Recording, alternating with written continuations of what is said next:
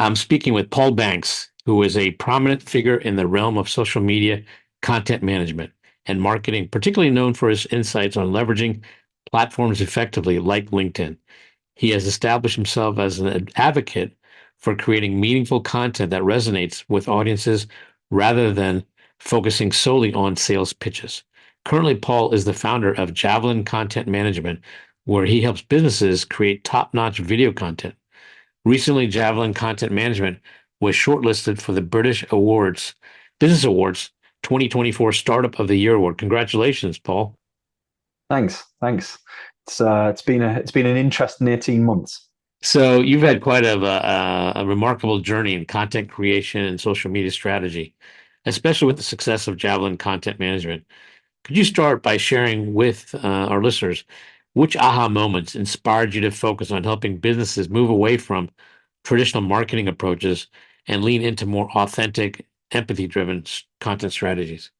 Yeah, of course. And I think there's a couple of moments that lead directly into that, right? So I was born in I'm gonna tell you my age, right? I was born in 1982. I'm not going to start right back there, but that's back in 1982, as Sir Ken Robinson was famed for saying, back in 1985, 1986, you couldn't elect to have ADHD, right? It wasn't a thing that anybody had. And so I went through my whole life doing things that seemed unusual to other people and thinking in ways that branded me a bit of a maverick, a bit of a geek, a bit of a nerd.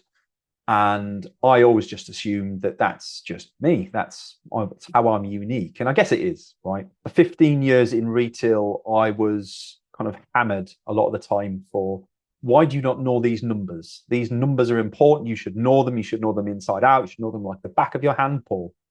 And for whatever reason, the numbers just would never stick. Yet I'd be able to remember things like my bank card number, just random things that kind of stuck in my head. And I always just lived with all of that.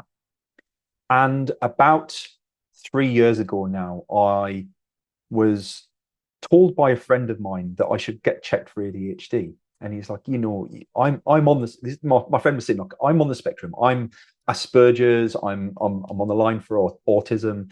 And you strike me as somebody that sits between neurodiverse and neurotypical. You strike me as being in that area. You seem to be able to translate what I'm saying. You get me when most people don't, but yet you yourself can be quite like me. And I was like, that's a really interesting statement to make. And I went away and I thought, you know what, like I don't really care about being officially labeled or assessed or diagnosed with something that I've lived with my whole life. I'm cool with it. But it would be interesting to know if that's why I do some of the things that I do. And so I went away and I did an online test. I paid a few pounds for it. It wasn't really an amazing quality test, but it was for my own peace of mind. And it came back and said, Paul, you're 53% likely to be ADHD. And I'm like, right, that's cool. I can live with this now. And I started looking since that point more and more into like I call them symptoms, right? Like the challenges and the superpowers that come with being an ADHD person. And the more I looked at these lists, the more I realized that the checks I could put in boxes were ever increasing. Like, oh, you could do that. I do that. I don't do that. No, I do that. I definitely do that. And I started to go on a bit of a journey to learn a bit more about who I am and why I choose to do the things that I do. If I rewind back again to retail, I was always challenged with, Paul, where do you want to be in 10 years' time? What do you see yourself being? And I'd never really been able to pin down what I wanted to do as a job, as a career path. I just know what I enjoy doing and I want to do more of those things. So I've done a lot of different things. I'm a generalist, but I'm a specialist at being a generalist, right? And that's part of my superpowers. Fast forward again to the end of that time in retail, and I was well known for being a rebel. It comes with the territory. I struggle to follow rules and procedures unless they make sense. If you can explain one to me and it makes sense, then I will follow it and I will be the loyalist follower of that rule. But if you're just telling me to do something because that's the way we're doing things today, I can't do that. And I will rebel against it. So I found my way out of retail and I found my way into an AI startup. And all of a sudden, I've gone from stacking shelves with tomatoes and peppers and cucumbers, to working in a conversation analytics business, selling to contact centers and selling to enterprise size contact centers, C-suite. And it threw me because these are people that I've never really tried to communicate with before, that I wouldn't have dared communicate with in my old job. And turning up the heat a little bit on myself, I got into a few conversations with some CEOs and some big directors, and actually found that this was March 2020, so COVID's happened, right? We're all in our home offices for the first time. We're all on a level playing field. And actually, what I realized was these people that I'm talking to, that I'm so scared of, that I'm so reverent to, are just the same as me. They've just got a different job title. They've got a different skill set. They've got a different sort of experience, but they don't have my experience and they don't have my skill set. So we're equals. We just have a different job title. We earn a different wage. That's about it. And I discovered a bit of a deference to the job titles and who people are. And I start to take more of an interest in who people are and why they do what they do, and do they align with what they say they're going to do? Because for me, that became really important. And I'm trying to deliver sales for this startup. Like, I believe in the startup. Now, still at this day, I am good friends with all of the team that are there. I love them to bits. And I worshipped the CEO for having got me out of that retail environment and freed me, gave me, almost a carte blanche. And so I'm trying desperately to repay him. But the only way that I can see is what everybody else does, is to have more conversations at scale, because I know that I need to convert this many customers. To convert that many customers, I need to have this many leads in my funnel. To have that many leads in my funnel, I need to have this many prospects, and to go through them. And that's what everybody does. And it dawned on me that actually you don't. The sales pipeline was built on a false metric, which was you need to have this many prospects in the first place. And the moment you realize you can swap out volume for quality and curiosity, then you can change that funnel entirely. And instead of having to go for a volume of prospects, and which results in people trying to automate things, do things at high volume, like not personalizing things properly, not doing their research properly, when you realize that the alternative is a far better way of doing things, and the impact that that has on the funnel, then that also is true with networking, relationships, and life. And so that was kind of two of my big aha moments, was, understanding how my brain particularly works and processes things, and getting comfortable about it, getting the weight off my shoulders. But then also understanding that whilst you can go around, you can be an expert at cold outreach. You can be very good at it. You can be trained at it. You can spend a lot of years honing that craft. But for most people, that's not going to happen. Most people are just trying to get through. And if you're that sort of person, then you need to focus more on having genuine, honest conversations with people from a position of curiosity and adding value and servitude, not from a position of, I'm going to have this conversation, I'm going to get a sale at the end of it. That's great. Because people can smell that a mile off.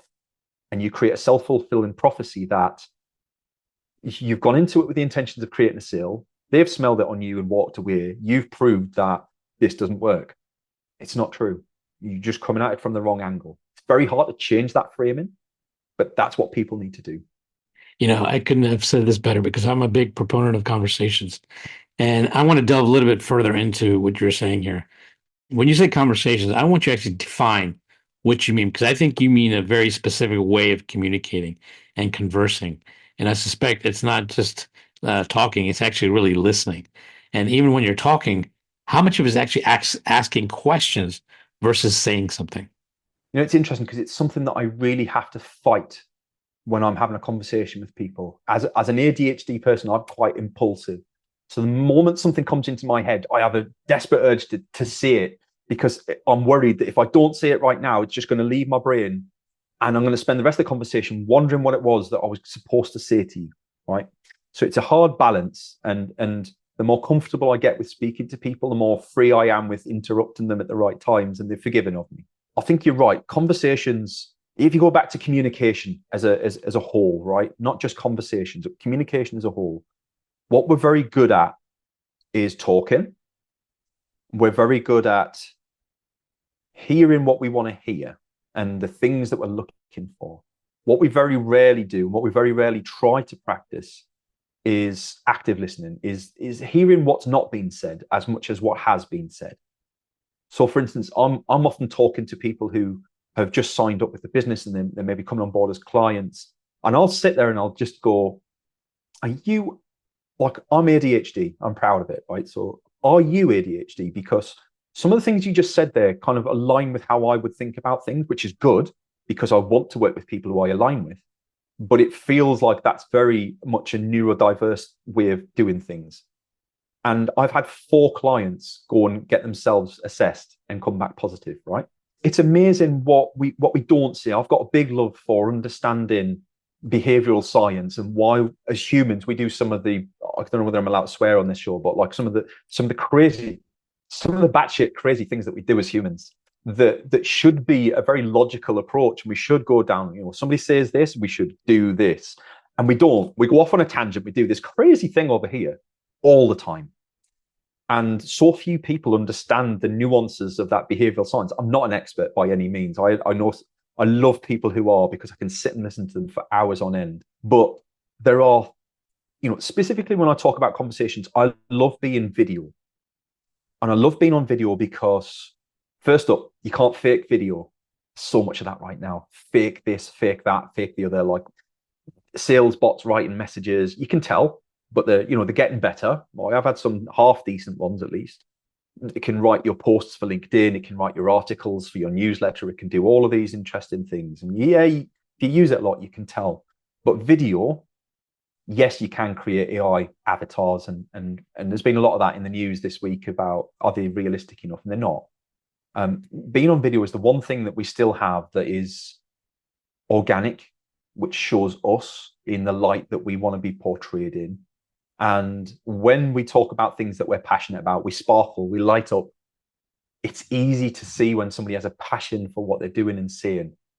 So not only a big advocate for listening and hearing what's not been said as much as has been said, but for giving yourself the opportunity to get beyond your aversion to being on camera, your procrastination, your concerns and worries, and allowing yourself to showcase your credibility by telling a story, by having a conversation with people, by sharing your knowledge and expertise, not from the angle of sales, but from the angle of helping people. And I think that's the bit that a lot of people sidestep because it's uncomfortable. But I think related to that is two things you mentioned earlier, and that's partly related to your ADHD. And that is, I think when you have these conversations, you're genuinely curious and keep staying curious until you hear something that's okay, that makes sense. I get it now. Is that what you're talking about? Yeah. And for a long time, I said I had a good bullshit meter, right? And it turns out that's what it is, because if you can't satisfy my curiosity, then I have to question whether you're being genuine or not. And somebody who's really good and confident and capable with what they do displays that just genuine honesty and transparency. That's what that confidence does. And it's not to say that people who aren't confident aren't honest, like not at all. But the people who become confident what they talk about because they believe in it so much and they're so passionate about it, they talk about it all the time. You can instantly tell when somebody's doing that, and you align yourself with them and you liken yourself to them and believe them to be an expert, even if there isn't anything scientific to back that up. It's kind of, just you believe what I believe. And if you believe 90% of what I believe, you must be. If I perceive myself to be an expert, I perceive you also to be an expert. And then what's the interesting bit is when you challenge something that they believe, then once you've gotten to that expert stage and you then say, but this over here is wrong. We do it this way all the time, but actually there's a better way of doing it. Because then in my head, I've got cognitive dissonance. How can I believe you to be an expert, but have you disagree with something I believe? Either I'm wrong or you're wrong. And I need to figure out which one of the two is true. But then you come to it with an open mind because you've got that cognitive dissonance. Well, something's got to be wrong.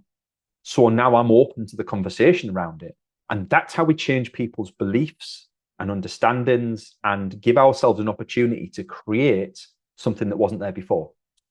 Yeah, I understand what you're saying. Basically, you're driving for a core truth, right? And until you kind of play this tennis match back and forth, you're not going to get there until you do that. But I think to clarify, when you say bullshit meter, it's not you're trying to gauge whether they're lying or not. You're actually trying to gauge the depth of their knowledge and expertise in this area, right? Do they just know it superficially because of what they read or is trendy or whatever, or do they actually know their stuff? Like, and I suspect you might do something I enjoy doing with some of my friends. That is, take the opposite point of view, even if you agree with them, just to get to a core truth. It's fun. You can have a lot of fun with people, like even just mirroring. If we go back to the Chris Voss techniques, mirror someone and see what they come out with, because eventually you'll hit the depths of their knowledge. And like, I get it, fake it till you make it for a lot of people, right? Like, and I did that for the longest time. I did that, and you only get to be an expert by faking it until you've made it. But if that comes from a place of genuine desire to help people, even if you don't have that depth of knowledge and you get found out, people understand that you're coming to it for the right reasons. And I think that resonates more for me is what are your what is your reason for trying to do what you're doing? And if it's not genuine, if it's not, I guess, philanthropic, right? Like if it's not in the service of others, then it's disingenuous to me and I don't like it. I love working with people who are like me, who just, I have to say no sometimes, right? We've all got a limited amount of time in our day, but if I could give, and give, that's my business model. Is I just want to help people, and I know that, and I've experienced that that will come back in spades. And I think that's probably, we talk about aha moments, that networking aha moment when you realize that if you are brave enough to come to the conversation from a place of curiosity, no expectations, and how you can help someone, even if you feel like you've got nothing to give, right? And I felt that, like, when I first started networking, like I'm just a guy who spent 15 years in retail. I don't have services to offer. I don't have advice to give. I'm not, I'm no one. I'm no one. How am I going to help you? But realize that actually the connections that I was making were valuable. So I can connect you with people. That's valuable. That's going to start me off. And then you build on those strengths. But I think that aha moment paid me back. I trusted in the process. I went down the route. I networked with this person. They introduced me to two others. I introduced them to two others. I met those two other people. They introduced me to two others. Those are the two people introduced. And if I know I've got a diary full of meetings and I don't know whether any of them are going to be of any value to me. But if you chase the right rabbit long enough, and I'm not saying say yes to every networking conversation, it's not about that. You've got to be intentional. But if you follow it long enough and you come at it from the right angle, it will pay you back in absolute spades, and does so every single time. I laugh about it now because it's such a small world when you start connecting people. I agree. You say you want to help people, but I'm going to actually clarify something. You tell me if I'm wrong. I actually think you want to help people, but ultimately you actually really love solving problems. And when you solve that problem, you know you're helping people. Would that be a fair assessment? Yeah, absolutely. Absolutely. I love fixing broken things, helping people. And my why, which is another interesting moment as well. My why is to help people make better decisions for themselves. And that, that is so broad. When you look at it, it doesn't matter whether I'm talking to young people who are still at school and college and helping them with their career choices. Can they break out and become an entrepreneur? Should they go to university? All those sorts of things. I love those conversations. I love helping people with their career development and becoming leaders. I loved mentorship and coaching when I was a retail leader. And I've worked 10 years as a volunteer police officer, so helping people to decide to do the right thing sometimes, see the error of their ways by helping them make the decision that they're not going to do that again.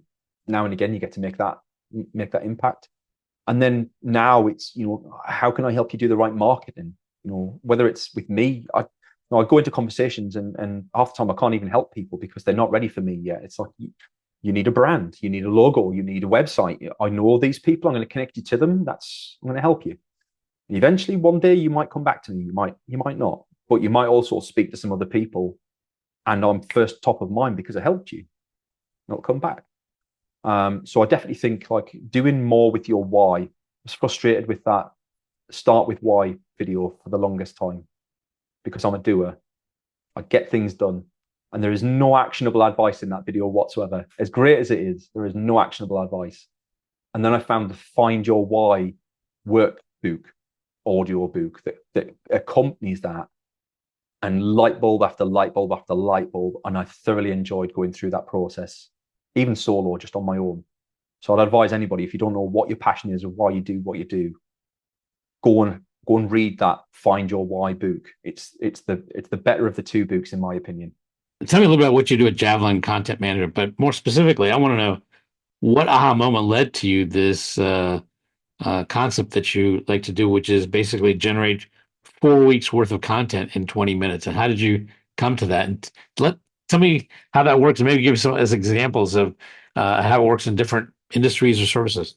Yeah, sure. So I've left retail, 15 years in corporate retail. I've done 10 years of volunteer police officer. I've worked in a call center for a few months. I've tried to sell kitchens and failed miserably. So I've done a lot of different things in my life at this point, and I'm heading towards 40. Right, I've got a young son who was what, 4 at the time when I left retail, mortgage, or lots of pressures at home. And I've had a conversation with a guy on LinkedIn, and he was curious about me and curious about what I'd been doing. Cut a long story short, 6 weeks later, I joined the startup on a contract and thoroughly enjoyed it. But like I said before, I didn't have a clue what I was doing. And I knew that I needed to have more conversations with the right people, because I do quite well in front of people once I'm on those conversations. And I'm sure there's a lot of people out there who are the same, right? When you get put in front of the right people that you need to have business conversations, you do all right. Getting to those conversations is really hard. And my audience that I was trying to reach were C-suite in contact centers. So the CEOs, founders, directors, SVPs, and I was talking with people at Macy's and Saks Fifth Avenue and Disney, and I was having a whale of a time. I was trying to find who I could impress the CEO with next as my next big conversation. But in my head, I'm also thinking, this isn't repeatable. I can't keep doing this forever. I need to have more conversations, and I need to get to more. And we hit on the idea that I've got half a dozen people in the business who have a LinkedIn account. All of our target audience are pretty much on LinkedIn, but they don't answer emails. They don't do cold outreach, quite rightly. And I was terrible at it also. They don't connect with people on LinkedIn necessarily, and I was terrible at that at the time as well. They don't answer their phones because they work in a call center, right? They work in a contact center. They know the game. Their people are doing it as well. So they're not answering phones. How the hell do you reach them? And a lot of people then come back and go, oh, well, they're not on LinkedIn, because they don't ever comment on any of my stuff or anything. So I know they're not on LinkedIn. My audience aren't there. And we asked the question, what if we could create what I call the pufferfish effect? How can we make our business look bigger than what it actually is, and more responsible, more mature, more professional, so that people come to us and we attract them inbound like a magnet, rather than us having to go outbound to them? And so we started to do a podcast once a week with the CEO, and I started doing live streams once a week with like industry influencers and celebrities, and it was really fun. We had a ton of fun with it. There was a lot of anxiety for me at the beginning. Like when you hit that record button, there's a lot of like sweating buckets, and I'm hyperventilating. It's really, when you first start getting used to controlling that emotion, when you press that record button, it's hard work. But what we realized was we could turn that 30 minutes of video into clips, right? Nobody's going to come along and watch your podcast. Nobody's got time for it anymore, right? If they are watching a podcast, they're looking at Stephen Bartlett's podcast, right? They're not looking at my podcast. They don't have the time for 30 minutes, but they might have time for 2 or 3 minutes. So we said, like, what if we could split up a 30-minute video into 2 to 3 minute clips? That's great. Okay. And then I spent 20 hours a week editing videos, because I'm ADHD. I can't deal with watching videos and editing them. By the time I come to the end of the clip, the neighbors are here. Like, it just doesn't work. And it was really, really painful editing these videos. I'm like, this isn't, it's the right end result. We need to get to these clips that I can put out across everybody's social media, because it's having the right impacts. We're having conversations with people. People starting to become aware of us and trust us. But it needs to be far more efficient, because I've got, I'm solutions consultant. I'm doing 90-minute demos. I'm handling the whole CRM. I'm building relationships, managing ongoing leads. I'm joining calls. I'm working with customer success. I'm delivering scope of works. I've got all these other things to do, and it's taken me half of my week just to do LinkedIn content. And then we hit on some tools that were just kind of starting to come out at the time. And one of these is Descript. And what it effectively does is it will take a video like this and turn it into a transcript. So you've still got the video alongside. You've got like a Microsoft Word document that you can edit. And as you edit those words, it edits the video and audio alongside it, which for me as an ADHD, I was like, this is gold dust. This is great. So that cut my time down considerably. And then over time, they were invested in by OpenAI. So they've brought AI into the platform, which makes it even more efficient. So you can do lots of things within it. And I, bit by bit, put together a third-party toolkit. I combine, like, one of my things I love to do is combine technologies, make them work together. So we're putting things together all the time. And I'm always on the lookout for how to help the business to stand out in the LinkedIn feed, because everybody puts out the same stuff on LinkedIn. It all looks boring. It's all just merges into one. None of it's exciting.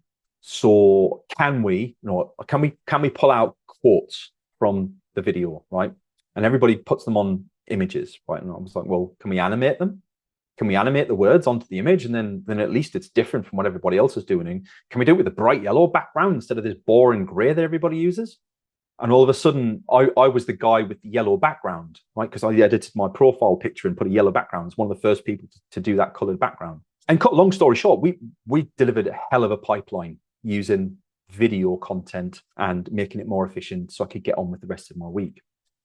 So the upshot of what all that means is now what I offer to my clients is I work with usually executive coaches, CEOs, or kind of consultants who've stepped out of the corporate world and are launching their own consultancy. And we help them create brand awareness, create a presence on usually LinkedIn's it's my go-to, but YouTube as well. And we take 20 minutes worth of video with them, turn it into 15 to 20 micro moments from that clip. But we then output that in a couple of different color schemes. So maybe a high contrast and low contrast color scheme, depending on where they're putting it. We do it in portrait, landscape, and square formats. So no matter where they want to put the content, they can distribute it there. But then we do other things like, can we make it an audiogram where it's kind of just like a picture of the person with the words animating on the screen in a waveform? It's a little bit different. Not a lot of people are doing that well. So, when we set up the templates and we do that manually, that looks really smart and effective. Again, landscape, portrait, square, a couple of different color formats. And we do the quotes images. Again, we do them in landscape and square. So whatever type you want to put them out, again, in a couple of different color schemes. And you can see how it becomes a huge amount of content from what is essentially just a 20-minute chat. And it means that the most time-poor person in the business, who is your best salesperson by far, which is your senior leader, are effectively leveraging that time to multiply it across LinkedIn.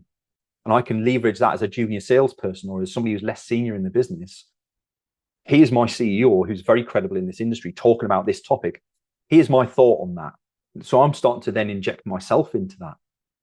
And so it's a great tool for whether you're an individual who wants to just be more well thought of in the industry, top of mind awareness, or you're a bigger size business and you've got salespeople who are struggling to make those connections, and you think that the answer is to go out and blast people into oblivion with spam. There is another option. And if you're smart enough to do it and you can do it consistently over a period of time, it builds trust, builds awareness. And the last bit of this story that I'll come to is we were at a conference about a year and a half into this process. And there was 9 of us there. I popped to the loo, which was about half a mile away because it was a huge conference center. And I came back with a cup of coffee and my CEO was furious with me. He's like tongue in cheek, but he was furious. He's like, why did you choose now to go to the toilet? I was like, what do you mean? He's like, well, that CEO for that, I'll not name names, but that well-known brand that we were chasing. I'm like, yeah. Oh, well, he's just been over to the stand, but he wouldn't talk to me. He wanted to know where the Banksy of LinkedIn was. Oh, is he coming back? He's like, probably not, because you weren't here. But you know what he said? And I was like, no, what did he say? He said, well, where's everyone else for the business? Are they not here? And he says, I said, well, this is us. There's like 9 of us and Paul's at the toilet. Like, no, but the rest of your business, because we know you're a big business. He's like, no, there's only 9 of us. Oh, we thought you were right. Oh, okay. Oh, that's cool. And so it kind of proves the point. Look, this is a really tight niche audience, really super hard sales process, $1 million a year plus in revenue for each sale. And I had 200 plus conversations in the funnel when I left the business. It's like it's ridiculously. I wouldn't say it's easy. It's hard to get right. You've got to get your messaging right. You've got to know your audience. But fundamentally, all I'm doing is having a one-to-one conversation, but one to many because I'm putting it out on social media, and that was the transformer for that business. So and there isn't that I've come across, there isn't a business that can't benefit from that service, right? In the B2B world. B2C is a little different. B2C is quite tough in that respect, but B2B, I hear still people say all the time, my audience aren't on LinkedIn. Like, I've never yet had a client in the last 2 years who have commented, shared, or liked a single post I've put out before they've become a client. But they found me anyway. And 95% of what I deliver comes inbound to me. I don't have to go outbound for it. First up, done is better than perfect. So people spend their entire lives around video worrying about, is this exactly right? And should I have clicked it this word earlier? Or should it have this special effect on the end, right? And what I say to people is getting it out there in the wild is better than worrying about how perfect it is. So people love organic, they love honest, and they love transparent. If there's a mistake on there, own it, laugh about it, but get it out there. So that's mistake number one. Mistake number two is trying to cut something up that loses context. So I've now kind of trained myself to talk in almost 60-second points a lot of the time so that it's easy to clip up. And I've changed my accent, not on purpose. I've changed my accent when I get on video. I have like what I call a posh phone voice on video because I know it transcribes better. And I know the words that it mistranscribes all the time for my accent. When you start to do 2 to 3 minute videos, they're very hard to break up into 1 minute videos because you're telling a story. It's a very short, succinct point. 2 to 3 minutes. If you're going to do a 2 to 3 minute video, leave it as a 2 to 3 minute video. You can only get down to 1 minute videos if you're talking at like 10 minutes at a time plus, or you've completely scripted the video, which is awful for LinkedIn. It might work on TikTok and YouTube and Instagram and stuff, but it doesn't work on LinkedIn. People can tell it's a sales pitch. Which is what it usually, or there's nothing of substance to it, which is the other thing I hear. Make sure your clip has something in it that will benefit the people who are listening. And if it's not immediately obvious from the video, call it out in the copy. So, the copy is very, very important to go alongside your video to say, well, we talked about this here, but actually the important bit is this bit in the middle. And I want you to think about that and just remember to ask them to do something with that. Whether it's comment, whether it's like, whether it's share the post or get in touch or go to your website or go to your YouTube. Ask them to do one thing, just one. Don't overcomplicate it. Keep it simple. And I think if you practice those with a focus on being a bit different, not copying other people, just being you, then you can't go too far wrong. Interesting. So are you doing most of these on LinkedIn, or do you also do other social channels as well with these clips? So we produce them in a format where it doesn't matter which social media platform you're interested in working on. You've got content there ready to go on it. The last thing I want is people coming back to me 3 months down the line and trying to pay me for extra work for the video that I did from 6 months ago. I don't want to do that. I just want to give you it back and we move on to a new topic, a new video project or whatever. So they've got that there. My expertise is more around LinkedIn and YouTube. And I love YouTube because, one, it's the world's second biggest search engine, right? Like, people say this all the time, but nobody really takes in what that means. If you're on there, it's like putting drips of water into a puddle, right? So you're dropping water on the floor and that puddle's getting bigger and bigger and bigger. And in a day, you won't notice that puddle getting any bigger whatsoever. In a week, you might see a little bit of difference. Come back in a year, if you're dropping drops of water onto that puddle every day, you'll see it's massive, right? And that's what YouTube is. It's surface area for your brand. And you can, more to the point, unlike LinkedIn, where you kind of post something up and then it's gone, and it depends where somebody starts watching your posts as to what they see and how you come across. With YouTube, you can tell a story. This is my ideal customer. And when they come to me, they're probably worried about this. And I can answer that for them and then take them on a journey down this playlist. And then when they graduate from that playlist, I'll move them onto this playlist and that'll help them understand how I solve their challenges. And they go down this playlist. And that's quite unique in the world of social media. That being said, I do believe that if you're willing to invest time and effort into it, I do believe that people underestimate the power of TikTok, particularly. I know it's quite a challenging subject in the US at the moment, but I know lots of professionals, consultants, coaches who are on TikTok who don't get massive numbers of followers or viewers, but do manage to drive plenty of business from it. So my advice would be don't dismiss anything that you don't already work on, but don't try and do too much at once. Get good at what you're comfortable with and then spread out bit by bit. Are these the same clips, or do you alter them for TikTok, YouTube, and stuff as well? Are there specific things you change? More just the format and layout. And what I say to people is, look, you've got 15 to 20 clips here. If you post 3 times a week on LinkedIn, you're still only going to get 12 clips out in a month. You've got 8 clips there that you've never used. But aside from that, only 10% of your audience ever see any single post. Plus, your following on YouTube is likely to be very different than what it is on LinkedIn. And your followers on another social media platform would be different again. The likelihood is, as well, with behavioral science being what it is, if you change things enough in terms of a visual layout, people won't even realize it's the same post. So I did this with my old CEO's posts, right?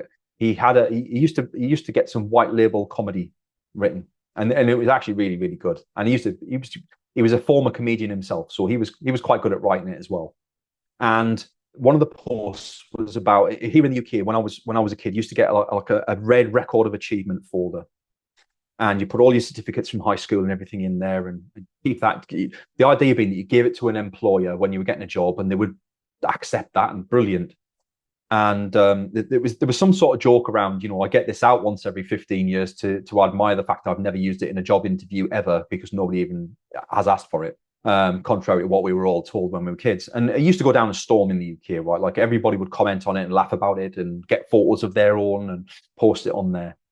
And 6 months later, I posted the same post up again to see what reaction it would get. And it got more likes and views the second time round than it did the first time.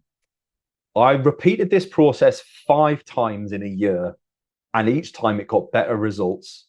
And ironically, the comments came from some of the same people. So, the only person that gets bored of your content is you.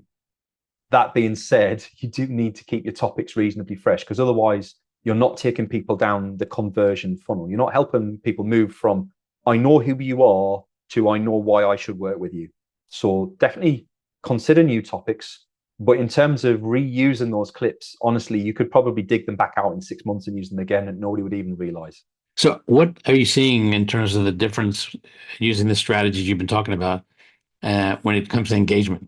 How are you seeing the level of engagement be different? I think it's interesting. Like I've got a bit of a bugbear with engagement in that, kind of like I said before, like none of my clients who've ever purchased from me have engaged with my content. So I think that there's a big artificial focus on engagement as the all-encompassing metric, and it's not to say that it's not important. It absolutely is important because it helps you reach, it helps you get more views, get in front of more people. But honestly, I could care less whether my video gets 200 views or 10,000 views, as long as the demographics that sit behind that are right.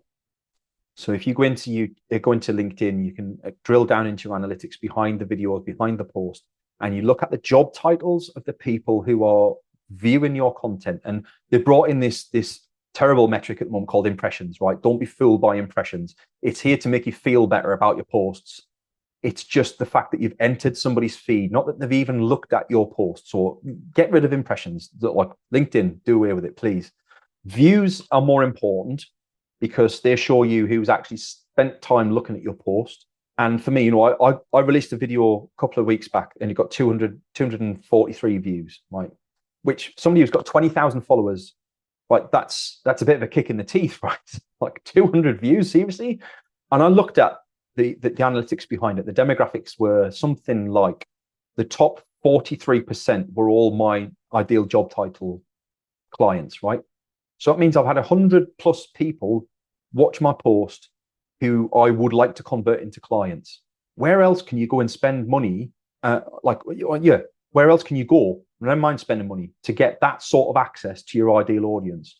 So we get blown up over engagement and click-throughs and impressions and all these things. But honestly, take it back a step and think about, are you accessing the right sort of people with the content? Because if you are, then that's all that matters. what's dangerous is when people make content to get likes and comments and engagement, and that drives growth of your network, which is fine, drives growth of your audience, gets you more views. But from who? Because what a lot of people do is they're making content to suit their champions and people who like them. They're not going to pay your bills. So make content for the people you want to reach and let them find you, as opposed to worrying about likes and engagement. That's my little rant on. So to answer your question, I break the rules right on LinkedIn. So you're supposed to post once a day and you're supposed to post a few times a week. And I think I posted 21 posts last week. Right. So, but I can guarantee, and I've done the research to back this up.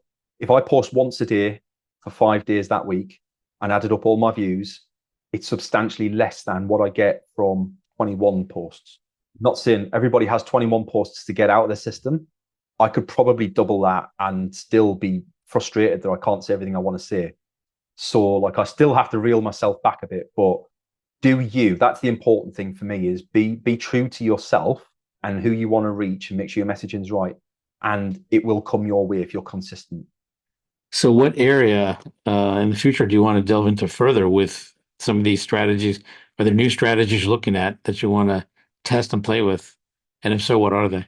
I think what will be really interesting is when we get to the point where, so like I was playing about with Notebook LM the other week, and I saw the outputs of it analyzing a PDF and explaining that to people in a podcast style.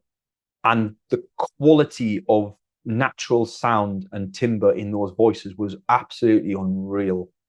And that really blew me away. And I can think of a million use cases for that already. Especially if you're a tech business who struggles to tell people what it is that your platform does.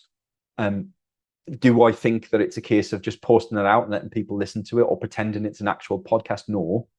But there are some amazing opportunities coming down the line alongside things like augmented reality, right? We've been hovering around this for a long time now. I feel like it's almost reaching maturity. Like, how can you combine augmented reality, people popping up in your glasses as you're talking, like, a headshot of me talking and saying something. There are so many exciting ways of using technology, but the most dangerous thing that I've ever heard anybody say is, well, we've always done it that way. Those are the sorts of people that AI is going to kill off. It's going to kill those people off because, 3 years ago, you couldn't be employed for $500,000 a year as a prompt engineer, somebody who looks after prompts going into a large language model, right, and make sure that it does what it's supposed to do. And it's a unique skill set of being maybe a salesperson who really understands sales and how to write messages that really convert people, and data and programming and coding. And putting those two together creates a whole new opportunity for people to move forward. So honestly, I think that there are so many opportunities coming, like personal AIs, like, can you help advise me on my business? Here's my business. And we can already, to a certain extent, do that, but to the point where we can walk around and talk to that AI as we're walking about and get feedback and things whispering in our AI. You said that last time, but he lied about it. There's so many exciting things coming. It's interesting what you said about people. So we've always done it this way, right? But those are the same people often are the biggest worries about their competitors. And what they haven't realized is you're actually better off being your own worst competitor than worrying about your competitors. That's it. Because you've copied them. You've become your competition. Yeah, and well, even more importantly, you can't control them, but you can control you. At least half the time, not all the whole time, right? And that's, if you become your biggest competitor, sure, you may end up cannibalizing yourself, but you may actually, you know, grow tremendously because you're solving another problem or really delving into something further that no one else is doing yet. Yeah, it's something that I've realized along with the ADHD diagnosis, right? Is be you, but be you magnified, and that's kind of what you need to not be larger than life. And if you take that approach to things and you're leaning into things that make you uncomfortable, know that things like video, for example, people procrastinate on it all the time. Oh, I know I need to do it, but or I haven't booked it in, and oh, I don't feel up to it. I haven't got the energy, or we haven't created a strategy for it. Strategy is a great one. How did you get where you are? Oh, well, let me tell, right, let me hit record. If it feels uncomfortable to do, then it's worth doing it, is my message. Lean into that, do it, because if you don't, your competition will, and they'll beat you to the post. So do it before they do. And that's my big thing around, if I look at my jobs list and there's something that's been sat there for a couple of days, I have to make a decision. Is it there because it makes me uncomfortable, or is it there because actually I don't think the juice is worth the squeeze? And if it's the first one, get it done. Well, you actually mentioned this earlier, and this is something maybe worth repeating, is that a lot of times success in business is not that you get it perfect, is that you get it out fast. Yeah, and iterate on it, learn from it. If it wasn't perfect, what could you do next time to make it a little bit better? Um, the other thing is, if you are going to make content, especially video, make it about something that you enjoy talking about, as opposed to what you think your audience want to hear. Because one, you'll be able to tell because you'll be dry as sticks and not really enjoy it, not engaging with it. But two, eventually you'll stop doing it because it's not fun. It's got to be fun. Take away the being on video element, because nobody likes being on video. It's not natural. So I usually ask my guests the last question, who would you like to have lunch or dinner with and why? But I'm going to modify this for you. You can answer that, or you can also answer who would you love to videotape and why? Gone too soon, but not by too far for me to be able to talk to them, was Sir Ken Robinson, born in the Liverpool Docklands, very much a working class family, and grew up to not only have a PhD but to fight for the betterment of education across the world, and but never lost his sense of humor during the whole time, and was one of the best on stage performers I've ever seen. So everybody's watched some of his TED talks, right? And I've read all of his books, and I'm super passionate about schooling and our next generation, and helping our kids learn from the mistakes and that we've made, and get away from the boring education system that we seem to think is relevant to them these days. But I would love to get under the skin of what drove that transformation with him, and just be able to have that conversation. But to your point, be able to have that on video, because he was a natural entertainer. Um, Changed so much in the world, but still had so much more work to do. I think he was in his early 50s when he passed away a few years back. Had so much more left to do in the world, and the life and times of Sir Ken Robinson would have made a fantastic documentary, that just one of those things that just never got made. So yeah, that's where I'd have gone with it. It's fantastic personality. Interesting. It's funny you mentioned education because earlier when we were talking, I know one of your passions is to solve problems, but I could tell your other passion is education, but specifically, you really like teaching people how to think. We're too stuck in our ways, and when you see that light bulb moment with someone, when you've made them question why they do what they do, why have we got this rule? What purpose does it serve? Does it make us faster, more efficient, make more money? Does it? Oh, we've just always done it that way. Uh-huh.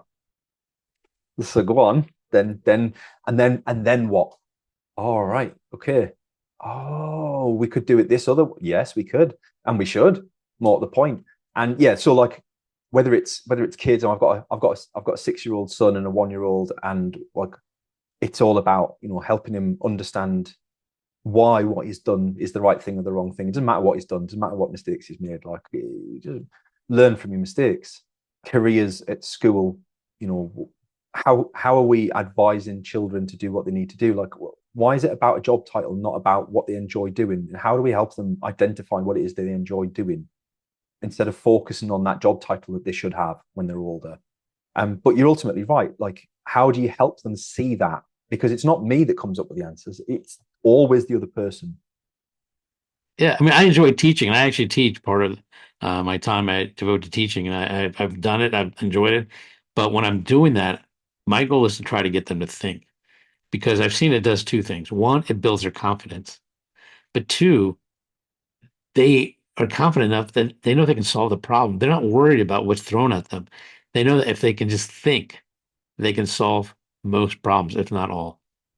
It's that creativity that we seem to drum out of kids as they get older. That creativity to solve the problem. And Not even think outside the box. Just forget that the box exists. Look at what Elon Musk has achieved. Whether you like the guy or you don't, right?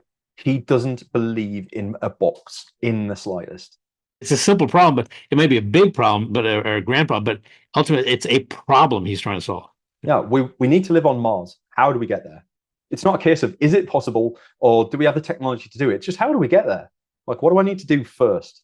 Right, okay, let's do this. And like, you can take a lot of negative lessons from the guy, but few people have managed to achieve the things that he's achieved, and he does it because he doesn't believe in being limited or boxed in, or a belief that if you want to do something, you can do it. You just need to find out how. It's been a great pleasure talking to you. I've enjoyed this episode. I'm sure we could probably go on for another hour or two. And in fact, I think we should revisit this maybe later on and do another episode. But I appreciate you sharing your stories and your wisdom today. And I actually learned quite a bit. I had a few aha moments myself, and so I appreciate that. No, thank you for having me along, Darshan. And yeah, just every opportunity I can to just help people do the same. That's what we should all be doing for each other, is just working to improve each other's lives. However that is, sharing of experience and story. It's fantastic fun. Yeah.